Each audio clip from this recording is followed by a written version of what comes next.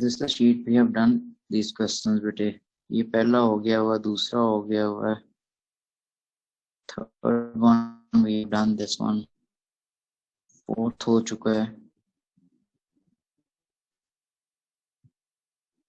बाद में जो बच्चे आते हैं ना तो मेरे this question 6 which we need to do today. ठीक है. अच्छा बेटे क्वेश्चन 6 अपना ये जो है बेटे माइक्रोफोन को स्विच ऑफ रखिएगा प्लीज. ठीक है. क्वेश्चन पूछना हो तो ये मोस्ट वेलकम, लेकिन वैसे दूसरी कन्वर्सेशन ना आ सके. ओके बेटे क्वेश्चन 6 के अंदर क्वेश्चन 6 जैसे ही question you will get from in past paper.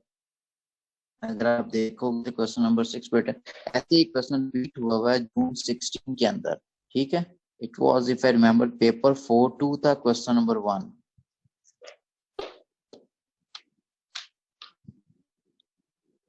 तो 10 नंबर का क्वेश्चन है. Same question. ठीक है. बिल्कुल ये ऐसे ही क्वेश्चन है. Okay. Unknown this question a binary star consists of two stars that orbit about a fixed point C as shown in figure. The star of mass m1 has a circular orbit of radius r1. Star of mass m2 has a circular orbit of radius r2. ठीक है. Both stars have the same angular speed omega about. Okay बेटा question number 6 से हैं. मैं ये तो ऐसे बेटा क्वेश्चन रिपीट हुआ जून 16 के अंदर 4-2 वेरिएंट में. क्वेश्चन 1 था. It was actually 10 mark question, लेकिन ये वो वाला क्वेश्चन नहीं है. ये मैंने काफी पुराने पेपर्स में से कहीं लिया हुआ है. Question is a binary star consist of two stars that orbit about a fixed point C as shown in figure 6.1. अब सिस्टम ये अलाउ नहीं करेगा उसको बच्चों को. ये मैं डिस्कस कर रहा था एक बाद में क्लास में उठानी मैंने. अच्छा. The star of mass m1 has a circular of radius r1. Star of mass m2 has a circular orbit of radius r2. Both stars have the same angular speed omega about c. State the formula in terms of g, m1, m2, and r2 and omega for gravitational force between the stars. Now gravitational force का बेटा formula जो हमने पढ़ा this is further equal to simple f लिख लो या fg लिख लो, solve up to you. g m1 m2 over separation के between क्या आ रही है r1 प्लस r2 का होल स्क्वायर हो गया. ठीक है. तो ये इसका m1 m2 sorry the centripetal force on the star of mass m1.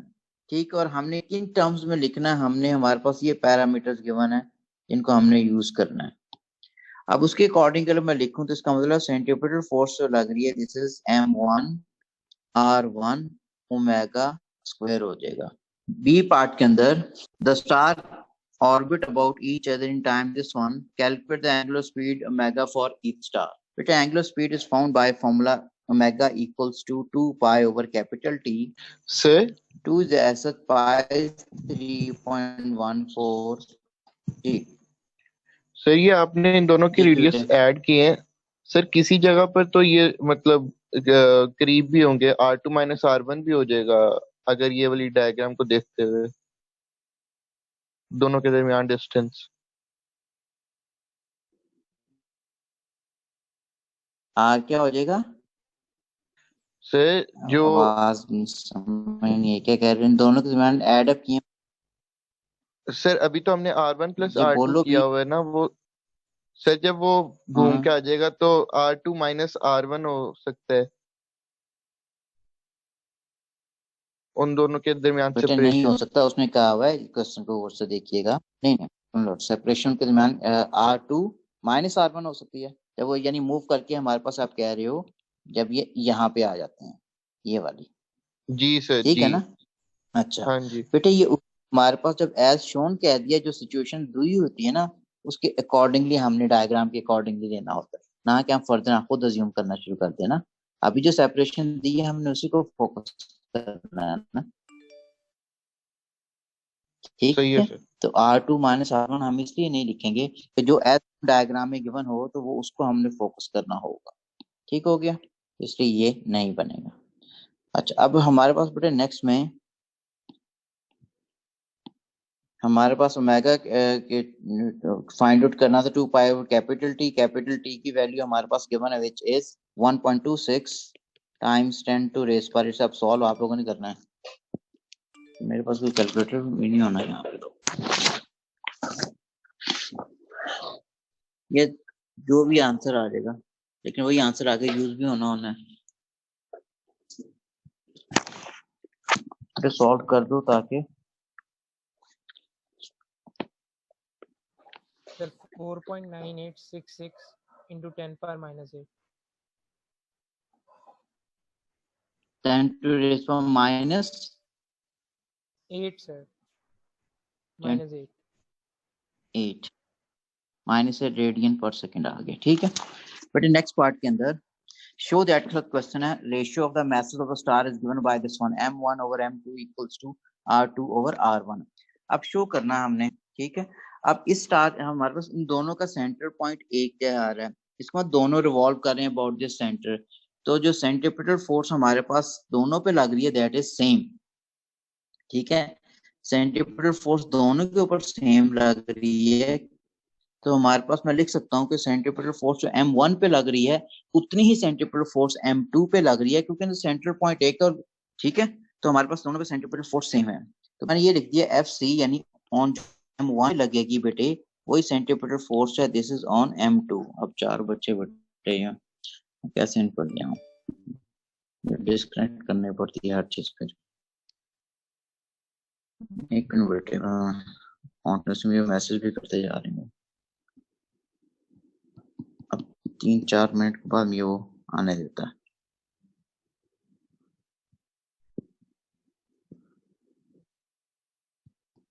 मैं अलाउ नहीं कर रहा हूँ।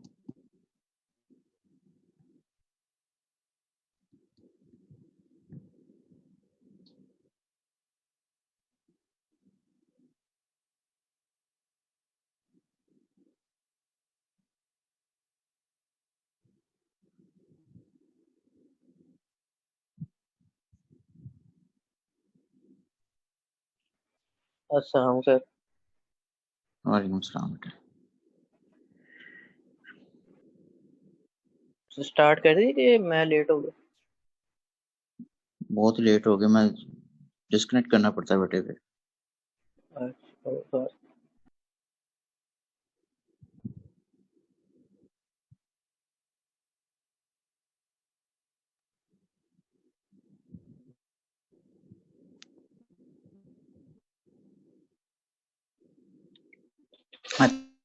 अच्छा, अब क्वेश्चन के अंदर बेटा हमारे पास सेंट्रीपिटल फोर्स दोनों पे सेम है, अगर दोनों पे सेंट्रीपिटल फोर्स सेम आ रही है इसका मतलब ये है कि हमारे पास we can write it further then कि हमारे पास सेंट्रीपिटल फोर्स सेम होने की वजह से लिखूं अगर इसकी एक्सप्रेशन m1, इसका रेडियस r1 है, ओमेगा स्क्वायर, ओमेगा की वैल्यू कांस्टेंट की थी, यहाँ पे क्या होगा m2 r2 ओमेगा स्क्वायर। अब ओमेगा जो हमारे पास है यहाँ पे कांस्टेंट है, तो इसको आप कैंसिल आउट कर दोगे, इससे कैंसिल आउट हो गया। फर्दर एक्सप्रेशन क्या रहेगी हमारे पास m1 over m2 further equals to r2 over r1 के बराबर। तो 2 नंबर का क्वेश्चन था, एक नंबर रियलाइज करने का बनता था हमारे पास बेटे, इस चीज का 1 नंबर बनता था, दूसरे नंबर फॉर्मूला यहाँ पे पुट करने का बनता था। शो दैट का आंसर ऑलरेडी गिवन होता है, how we are able to come to this shown result, वही चीज इंपॉर्टेंट होती है, इस पे फोकस कर रहे होते हैं हम, ठीक हो गया। तो हमारे पास इसके बाद नेक्स्ट पार्ट के अंदर the ratio m1 और m2 is given to us, now this ratio is provided to us कि हमारे पास है कितनी है, and the separation r1 plus r2 is already given to us, calculate the ratio of both stars।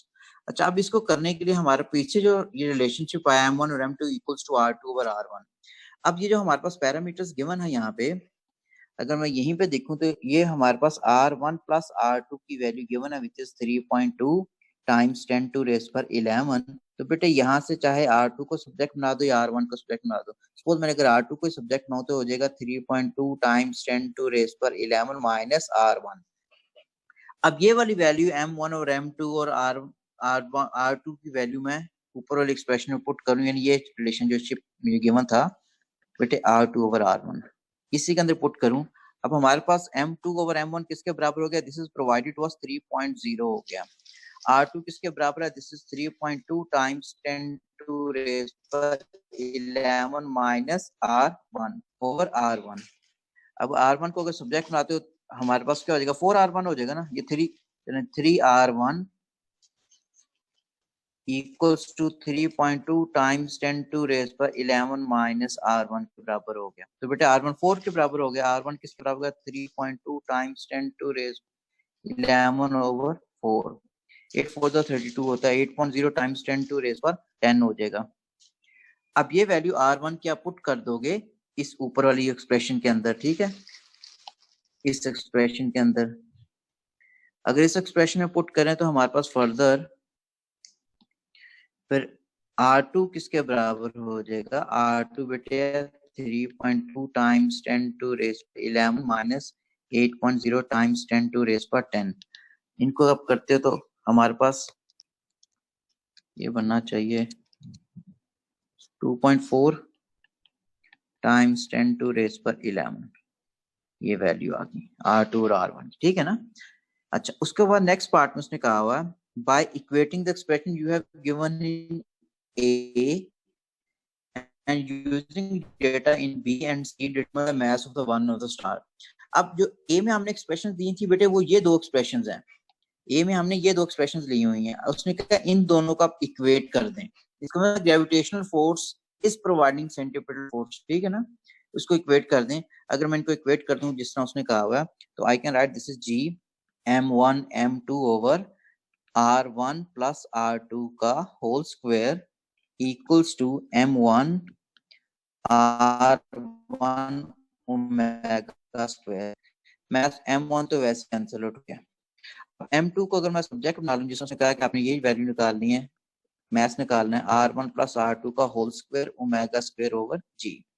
तो बेटा अब इसके अंदर वैल्यू पुट करते हो अगर आप लोग, r2 की वैल्यू सॉरी r1 की वैल्यू आ चुकी है which is 8.0 times 10 to raise पर 10, r1 प्लस r2 ऊपर हमारे पास गिवन है 3.2 टाइम्स 10 टू रेज पर 11, ओमेगा की वैल्यू हमने कैलकुलेट की थी which was 4.99 negative 8, 4.99 times 10 to raise पर negative 8 square over g is 6.67 times 10 to raise पर negative 11।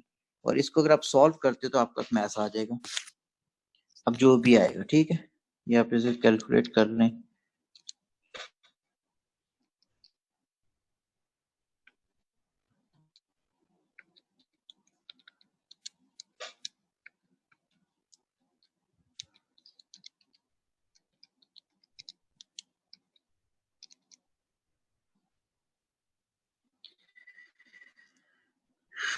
जी जी, चलो बेटा जो भी आ जाएगा, हमें ये आंसर नहीं पता, ठीक है ना, कैलकुलेटर मंगवाया आता तो फिर मैं कैलकुलेट कर सकूंगा, ठीक है। अब यहाँ पे चलें, जो भी आंसर आ जाएगा बेटा you shall write in KG, state whether the answer in one is for more massive और फॉर लेस मैसिव। अच्छा, अब यहाँ पे आप देखो बेटे हमारे पास लेस मैसिव है या मोर मैसिव है। अब शुरू में ये जो उसने चीज दे दी है m1/2 किसके बराबर है, 3 के बराबर, इसका मतलब m1 जो है this is 3 times of m2, ठीक है, m1 is of 3 times of m2, इसका मतलब हमने किसकी वैल्यू निकाली है m2 की निकाली है, तो हमने लेस मैसिव का निकाला, लेकिन उसमें क्वेश्चन में सिंपल वर्ड यूज किया होता स्टेट, कोई रीजन नहीं मांगी हुई थी उसने, ठीक है ना। लेकिन हमारे पास रीजन बनती है, अगर एक्सप्लेन भी कहा होता तो हम ये m1 और m2 को या तो हम ये चीज लिख देते m1 ओवर m2 जो है ये 3.0 के बराबर है, या हम ये भी तो लिख सकते थे m1 r1 ओमेगा स्क्वायर जो है m2 r2 ओमेगा स्क्वायर के बराबर है, ये हमने इसी के थ्रू प्रूफ किया था। तो देखो ये वाली चीज ये, ठीक है, तो बेटे हमारे पास अगर बराबर है ओमेगा तो कैंसिल आउट हो गया था। अब डायग्राम देखो, ये आपने ऊपर जो वैल्यूज निकाली हैं, हमारे पास r1 का रेडियस बेटे कम है, रेडियस कम है तो इसका मास क्या होगा ज्यादा होगा, ठीक है, r2 का radius,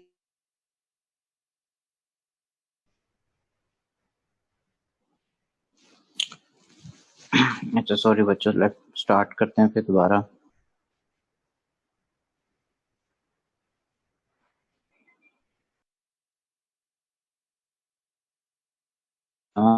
I took this question paper, ठीक है, क्वेश्चन पेपर जून 16 जो है आपका, ये क्या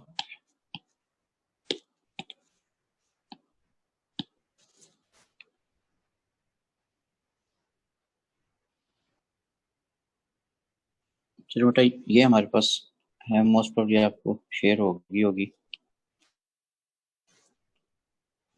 जी सर हो रही है। इसमें क्या बोला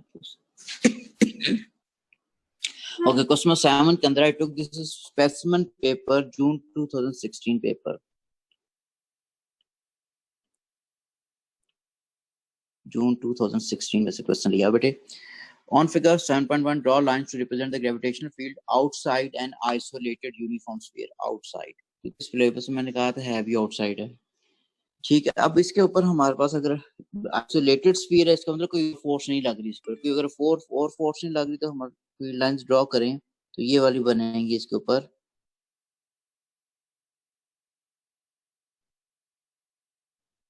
यानी they must be directed into the towards the center of this isolated planet। ठीक है, तो एरोज आपने इस तरह बेटे बना दिए,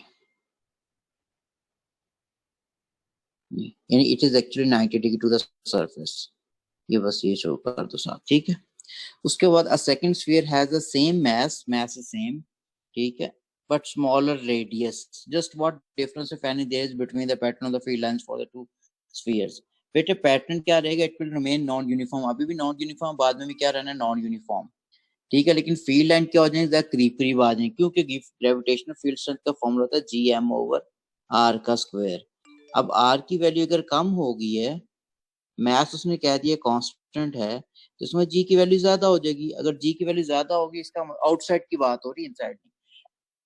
ठीक है, G की अगर वैल्यू ज्यादा होगी तो फील्ड लाइन ज्यादा कॉन्सेंट्रेट हो जाएंगी, ज्यादा करीब करीब हो जाएंगी। ठीक है, तो हम ये लिखेंगे इसके अंदर no change in pattern. No change in pattern का मतलब रिमेन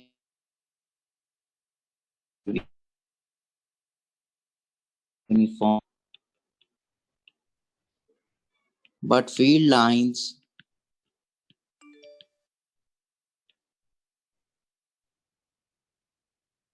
come closer। ठीक हो गया। ओके, नेक्स्ट बी पार्ट के अंदर the earth may be considered to be a uniform sphere of radius 6380 kilometer with its mass of 5.90 times into 24 kg concentrated at its center as illustrated. A mass of 1.00 kg on the equator rotates about the axis of rotation of the earth with a period of 8.64 times into 4 seconds. Calculate to 3 SF, 3 instrument figure, the gravitational force of attraction between the sun and the earth। अब gravitational force of attraction के लिए formula आपने apply कर दिया जी, mass of earth हो गया m over r square, r radius हो गया। अब इसमें अगर वैल्यू पुट करते हो जी 6.67 टाइम्स 10 टू रेज पर -11, mass of earth is given to us which is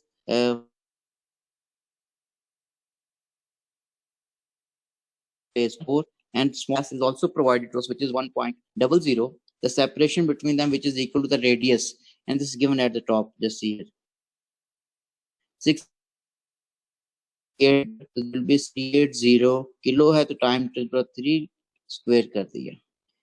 and if you attempt this one, most probably answer if I remember in 9.80 या 9.77 आता था। ठीक है, प्लीज इसको जरा अटेम्प्ट कीजिएगा so that I can come to know what's answer. It's 9.77 या 9.80 if I remember। So 9.80। 9.80। ठीक है, एग्जामिनर ने बेटा कहा था 3SF में लिखना, तो it means we are restricted to write our answer in 3SF। ठीक है, ओके, नेक्स्ट पार्ट में centripetal force FC on 1.00 mass। Centripetal force is found by formula, this is mr omega square. ठीक है, and this further can be written as mr omega किसके बराबर का 2 pi over capital T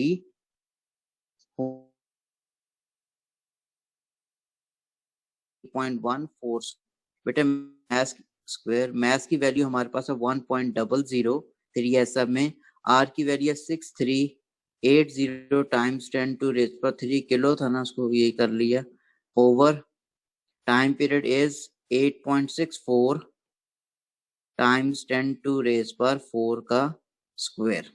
इसको further करते तो 0.0337 answer तक, remember. फिर भी करके देख लीजिएगा क्योंकि गलती ना हो जाए। ओके, उसके बाद नेक्स्ट प्रश्न पूछा हुआ है the difference in the magnitude of the forces. The difference in the magnitude, उसने सीधा खुद कह दिया, इसका मतलब है एफ जी में से बेटे एफ सी आप माइनस कर रहे हो, एफ एफ उसने कहा हुआ। अब एफ जी की वैल्यू कितनी है 9.80, ये 0.0337 आपने किया, दिस इज 9.77 हो गया। फिर नेक्स्ट सी पार्ट में by reference to your answer in B, ठीक है, यानी बी पे ऊपर जो answer just with a reason a value of acceleration of free fall at equator. अब बेटे ये हमारे पास इक्वेटर, ये हमारे पास क्या आ रही है, रिजल्टेंट फोर्स आ रही है। रिजल्टेंट फोर्स, ये रिजल्टेंट फोर्स टोटल फोर्स है ना, तो बेटे ये रिजल्टेंट फोर्स हमारे पास किसके बराबर आ रही है, एफ इज इक्वल टू आप कहते हो F G minus F C आई है। अब रिजल्टेंट फोर्स किसके बराबर होती है, एम ए के।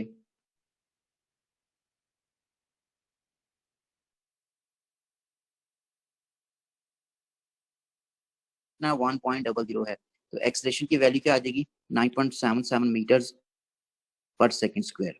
ठीक है, ये डायरेक्ट उसने क्वेश्चन इस तरह पूछ लिया हुआ था। या बेटे अब हमें ये पता है कि इक्वेटर के ऊपर, इक्वेटर की बात हो रही है, ग्रेविटेशनल फोर्स किसके बराबर होता है, सेंट्रिपेटल फोर्स प्लस वेट, फिर F G minus F C किसके बराबर हो जाएगा, एम जी के। बेटे उसने देखो आपसे पहले ये चीज निकलवा ली हुई है उसने, F G minus F C ये वाली, ठीक है, मैथ्स ऑलरेडी आपके पास है, तो जी की वैल्यू क्या आ जाएगी, यही चीज। ठीक है, उसने अब वैसे भी कहा होता इस तरह कह दिया, तो जो हमारे इसका मतलब एक्सीलरेशन की वैल्यू हमने वैसे भी पढ़ा था, इक्वेटर पे जी की वैल्यू कम होती है और पोल पे इसकी वैल्यू क्या होती है, ज्यादा होती है। ठीक हो गया, ओके।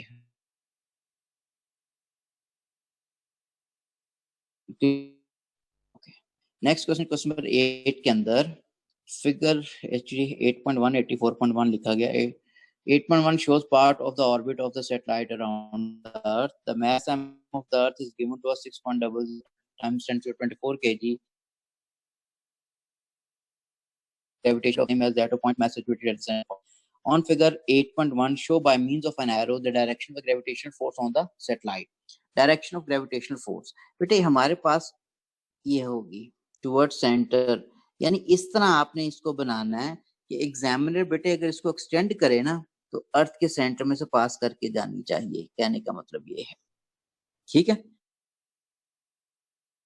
आपने सिंपली एक एरो बना दिया कि सेंटर तक बना दो, या सिंपल जितना मैंने रेड से बनाया इतना बना दो, both are absolutely correct.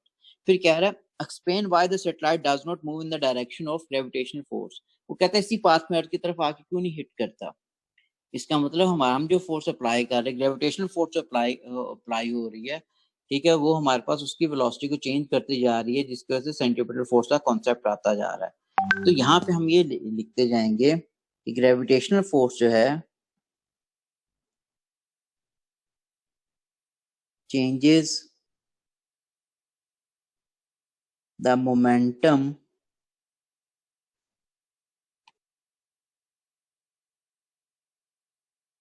satellite per unit time to provide centripetal force to it. अच्छा, अब क्योंकि since this was 2 mark question, मैंने पहले मार्क के बेटा इसको फोकस करने की कोशिश की है। ग्रेविटेशनल फोर्स टुवर्ड सेंटर ही होती है, लेकिन हमारे पास मोमेंटम चेंज होगा तो फोर्स का कॉन्सेप्ट आता है। ठीक है, फिर टू प्रोवाइड सेंट्रीपिटल फोर्स इसका बता दिया, यानी एक नंबर होता है इसका ग्रेविटेशनल फोर्स का। ठीक है, ये हमारे पास सोर्स होगी सेंट्रीपिटल फोर्स का, दूसरा सेंट्रीपिटल फोर्स पे आपको मार्क मिल जाएगा। फिर नेक्स्ट पार्ट में show that the linear speed of flash orbit in its orbit of radius r is given by this expression v equals to gm over r। अब ऐसे केस के अंदर कि अगर आप लिखते हो हमारे पास बेटा शो दैट है ना, तो ग्रेविटेशनल फोर्स को आप लिख दोगे this is further equal to centripetal force g capital m small m over r square, और इसका फॉर्मूला हो जाएगा M V square over R. अब जो पैरामीटर्स कैंसिल होते हैं कैंसिल कर दो, मैथ कैंसिल आउट हो गया, आर कैंसिल आउट हो गया। यहाँ से फर्दर अगर आप करते हो तो वी किसके बराबर ओवर आर के। ठीक है, उसको नेक्स्ट पार्ट में two satellite is orbiting the Earth with a radius 66610 kilometer and the speed this one. यानी कि डायग्राम में और दो सैटेलाइट हैं, एक यहाँ पे सैटेलाइट कह रहे, एक यहाँ पे सैटेलाइट कह रहे। हमारे पास एक का डिस्टेंस उसने ये कह दिया है, यहाँ स्पीड इसकी सपोज v1 है, ये गिवन है विच इज 7780 मीटर पर second. Satellite is boosted into higher orbit of radius this one. ठीक है, अब एक सैटेलाइट इस ऑर्बिट पे चला गया, ये वेलोसिटी v2 होगी। अब ये डिस्टेंस बेटा मैं स्मॉल r ले रहा हूँ, इसने कैपिटल r लिया था, मैं कैपिटल r ले रहा हूँ। कह रहा show that the linear speed of satellite in this new orbit is, ये v2 की वैल्यू डिटरमिन करने के लिए। अब v2 की वैल्यू डिटरमिन करने के लिए मेरे वैसे ही पता है हमारे पास v किस बराबर है, gm ओवर r है बेटे, ऊपर प्रूफ कर चुके हैं। g की 6 टाइम्स इस पर नेगेटिव है, ऐसा हमारे पास कितना आ रहा था उसका, दिस इज 6.0 टाइम्स 1024। ठीक है, ओवर बेटे हमारे पास वेलोसिटी रेडियस इसका हमारे पास है हायर ऑर्बिट का, this is 6890 times 10 to raise पर 3 स्क्वायर रूट लो। अब इसका सॉल्व करोगे तो आंसर आए ना 7620 आना चाहिए। ये 76 में भी 7618 हो या 7623 हो, इस तरह कुछ होगा, क्योंकि हमेशा शो दैट के साथ जो क्वेश्चन होता है हमेशा राउंड ऑफ होता है वो या पेपर के अंदर। ठीक है, तो 720 पर्टिकुलर नहीं आ रहा होगा, 7618 या 7616 इस तरह कुछ होता है, राउंड ऑफ करना होता है तो राउंड ऑफ करके ये आंसर आ जाएगा। 1 मार्क क्वेश्चन था सिंपल। उसके बाद in B the satellite of mass 120 kg move from one orbit to another using data and calculate for this change in kinetic energy। अब उसने कहा boosted to higher orbit, इसका मतलब higher orbit से lower orbit से higher orbit में गया है, तो चेंज ऑफ काइनेटिक एनर्जी निकालते हो अगर आप, वो तो फॉर्मूला होगा ना हाफ एम वी स्क्वायर। तो मैं डायरेक्ट कर रहा हूँ हाफ एम वी टू का स्क्वायर माइनस हाफ वी का 1 का स्क्वायर, हाफ एम कॉमन ले लिया मैंने, डेल्टा ई के इज एज सच, हाफ मैथ हमारे पास 120 है बेटे, v2 की वैल्यू हमारे पास आ चुकी है 7620 स्क्वायर माइनस v1 की वैल्यू है 7780 स्क्वायर। इसको सॉल्व करते हो तो हमारे पास आंसर आ जाएगा नेगेटिव के अंदर। अगर आप सॉल्व कर लें तो मेरे लिए इजी हो जाएगा।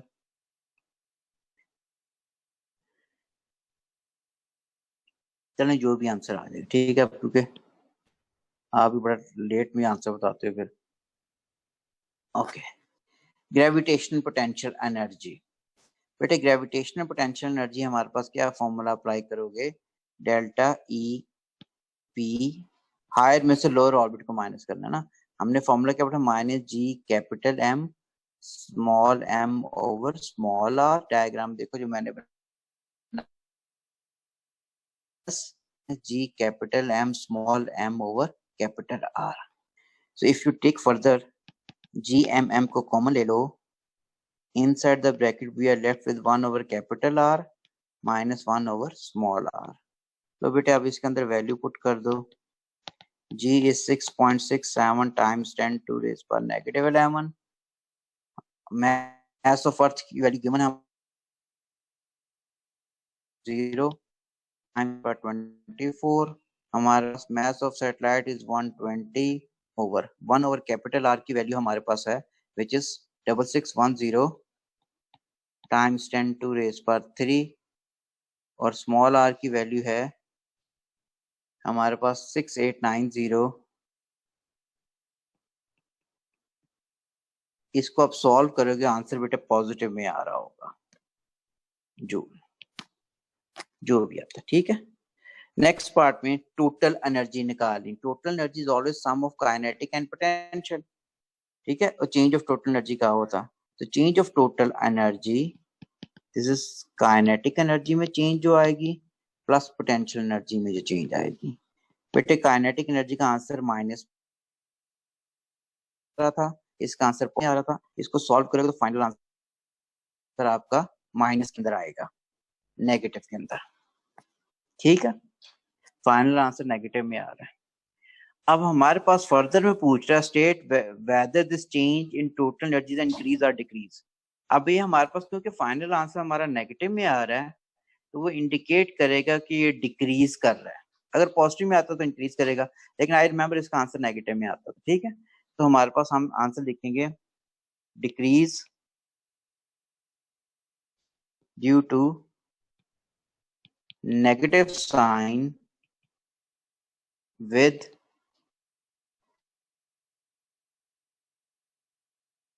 Change of total energy. ठीक है, इसको बेटा आप सॉल्व करोगे तो आंसर माइनस में आ रहा है, क्योंकि नेगेटिव साइन क्या इंडिकेट करता है, चेंज के साथ नेगेटिव साइन आएगा, इसका मतलब वो चीज क्या होगी कि हमारे पास वो डिक्रीज कर रही है। अगर पॉजिटिव में है तो इसका मतलब इंक्रीज करने को वो इंडिकेट कर रही होती है। ठीक हो गया। नेक्स्ट में क्वेश्चन नंबर 9। क्वेश्चन नंबर 9 के अंदर बेटे द अर्थ में be considered to be a uniform sphere with its mass capital M concentrated at its center. A satellite of mass m orbits the Earth such that the radius is given by this expression. Show that linear speed is equal to this one. अब show that के साथ अगर मैं इसी को gravitational force को equate कर दूं centripetal force के बराबर, तो gravitational force equals to centripetal force. Its formula is G capital M small m over R square equals to mv square over R हो गया। बेटे ये आर आर से कैंसिल, मैथ से कैंसिल, तो वी को फर्दर सब्जेक्ट बनाते हो तो this is G M over R हो गया। अब नेक्स्ट डी पार्ट के अंदर कह रहा है वो for this satellite write down expressions in terms of G M M and R for the kinetic energy. अब बेटा काइनेटिक एनर्जी का फॉर्मूला तो होता है half M V square, half M V का स्क्वायर। अब वी की वैल्यू देखो ऊपर बराबर आ जाएगी, फर्ज इक्वल्स टू ये क्या होगा जी कैपिटल एम आ जाएगा स्मॉल एम ओवर 2r बन जाएगा। ठीक है ना, कि v का स्क्वायर अगर लोगे तो स्क्वायर रूट साइन खत्म हो जाएगा, जी एम ओवर आर देगा, हाफ एम से मल्टीप्लाई होगा तो ये एक्सप्रेशन रह जाएगी। उसके बाद उसने पूछा ग्रेविटेशनल पोटेंशियल एनर्जी। अब ग्रेविटेशनल पोटेंशियल एनर्जी का this is E P is equal to minus G M M over R. मैंने पढ़ाते हुए कहा था नेगेटिव साइन ओमिट नहीं कर देना, नहीं करना। ठीक है, total energy is a 2 mark question, or it's always sum of kinetic and potential. So if you put this one, this is G capital M small m over 2r plus this is minus sign में G m m over r। तो बेटा इसको further solve करोगे तो total energy का answer negative में आ रहा है, minus capital G capital M small M over 2r आ गया। नाउ सी पार्ट के अंदर तो कह रहा है total energy of the satellite gradually decreases. Question में खुद कह रहा है कि टोटल एनर्जी डिक्रीज कर रही है। ठीक है, स्पेसिफाई करता जा रहा है टोटल एनर्जी डिक्रीज कर रही है। State and expect effect on radius. Okay, अब टोटल एनर्जी बेटे मेरे बराबर किसके बराबर आ रही, टोटल एनर्जी आ रही है this is minus G capital M small M over 2r के। बेटे अगर टोटल एनर्जी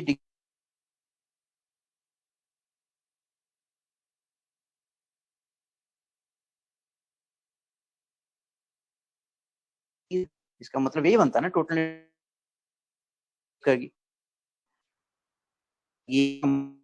ये हो गया capital G capital M small M over 2r की वैल्यू क्या इंक्रीज करेगी, माइनस साइन मैंने ओमिट कर दिया।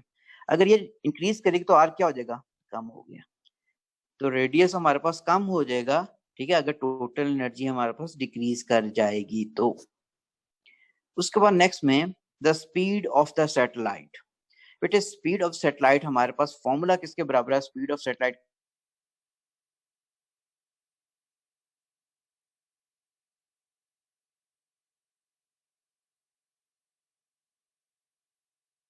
तो हमें ये भी डिक्रीज कर दिया। अब आर इसमें किसमें आ रहा है, डिनोमिनेटर में। अगर आर की वैल्यू कम होगी तो स्पीड क्या हो जाएगी, इंक्रीज हो जाएगी। ठीक है, सो स्पीड क्या हो जाएगी बेटे,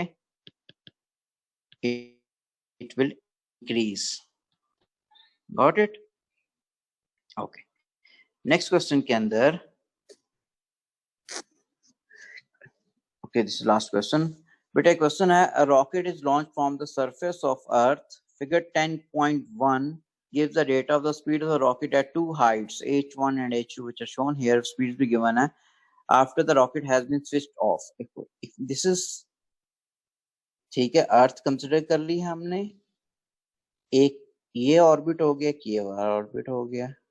this height is h1, height दिया ना उसने, सेंटर से गैप नहीं दिया. यहाँ पे बेटे स्पीड जो होगी हमारे पास, let this speed printed with v1 and its speed भी v2. ठीक हो गया. ओके.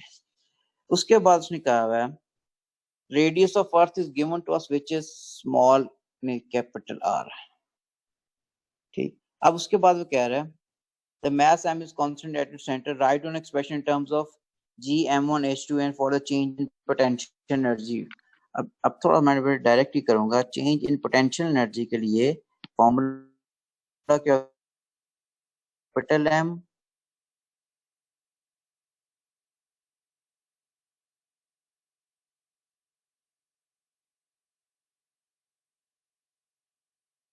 जी एम एम और आर होता ना, आर के सेंटर से ले रहे होते हैं तो R plus H one minus R plus H two हो जाएगा. हायर में से लो को माइनस करोगे और नेगेटिव साइन अब्सॉर्ब करोगे तो यही आंसर बन जाता है. ठीक है. ओके. नेक्स्ट पार्ट के अंदर चेंज इन काइनेटिक एनर्जी. अब चेंज इन काइनेटिक एनर्जी किसके बराबर हो जाएगा, हाफ एम v2 का स्क्वायर माइनस v1 का स्क्वायर, या v1 square minus v2 square भी लिख दो, वो भी यहाँ पे ठीक होना है. क्योंकि उसने ये नहीं कहा वो बेटा लोअर से हायर ऑर्डर में गया है या हायर से लोअर ऑर्डर में गया है, दोनों देख लो क्वेश्चन के अंदर. ठीक है. उसने ये कहा कि if a tent gives the rate of speed of car at two heights above the earth's surface after the engine has been switched off. इसका मतलब एक्सीलरेट नहीं कर रहा, तो वो हमारे पास इंजन ऑफ हो गया, यूनिफॉर्म स्पीड से मूव करना शुरू हो गया. चाहे v1 square minus v2 square भी लिख दोगे बेटा फिर वो भी ठीक होगा, उसमें कोई गलती नहीं है. फिर वो ये कह रहा है using the expressions in A determine the mass of the earth. अब इन दोनों को कहता है इक्वेट कर दो. यूजिंग द एक्सप्रेशन उसने कह दिया हमें, अगर मैं इनको अब कंसिडर करूं तो ये हो जाएगा G capital M small M over R plus H one minus one over R plus H to